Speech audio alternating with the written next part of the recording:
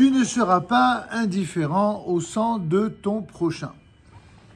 Il s'agit là d'une mitzvah, une très grande mitzvah, que de sauver une personne qui se trouve en danger.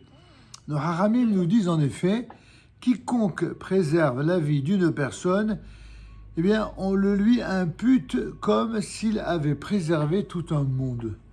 Cette idée est évidemment essentielle, comme pour montrer à quel point si l'ensemble des commandements sont des commandements importants à respecter et observer, justement par tous ceux qui observent les mitzvot de la Torah, il n'en reste pas moins vrai qu'il existe une catégorie de commandements, une sorte de club très privé de commandements qui sont d'une certaine manière de véritables maîtres commandements, à propos desquels il est dit que celui qui accomplit ces commandements, c'est vraiment comme s'il avait accompli toutes les mitzvot de la Torah.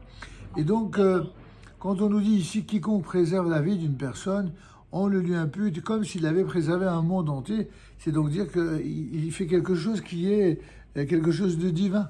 On dit ça par exemple à propos de quelqu'un qui risque sa vie pour protéger la vie d'une personne. Et a fortiori quelqu'un dont le métier consiste à protéger tout son peuple, toute sa nation. Autant dire que ce commandement, il est absolument merveilleux.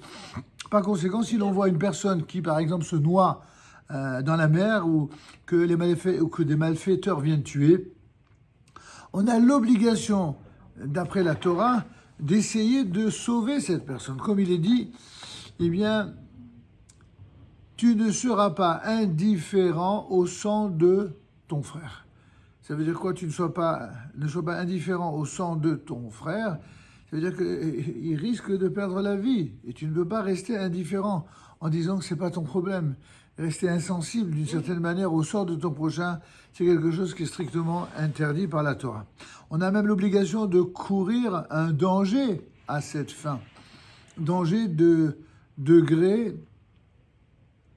égal à celui d'une personne raisonnable, qu'une personne raisonnable est prête à courir, par exemple, pour préserver ses biens.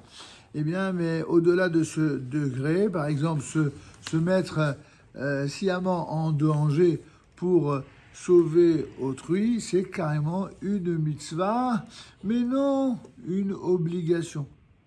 Cela même à la condition qu'il y ait une majorité de chances que l'opération de sauvetage réussisse. En d'autres termes, on vient ici nous apprendre toute la sagesse, mais aussi la précision de la Torah. Il y a toujours dans tous les commandements des règles précises, des contours et aussi des limites. Bien sûr qu'il faut risquer sa vie pour accomplir une mitzvah parfois, mais c'est pas n'importe quelle mitzvah. Si par exemple il s'agit d'un soldat, un soldat, il est clair qu'il doit, de par le simple fait qu'il est soldat, il risque sa vie en permanence pour sauver, et non seulement ses camarades, pour sauver sa propre vie, mais aussi tous ceux de sa même nation.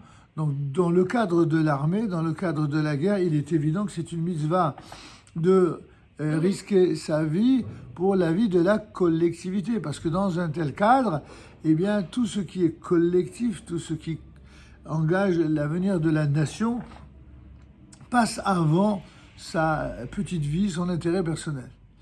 Mais dans un cadre qui n'est pas celui de la guerre ou de l'armée, il va de soi qu'il y a quand même une limite. Il faut être courageux, oui, il faut sauver, mais il ne faut pas, évidemment, se mettre en danger délibérément, parce que dans ce cas-là, une vie pour une vie, ça n'a pas de sens.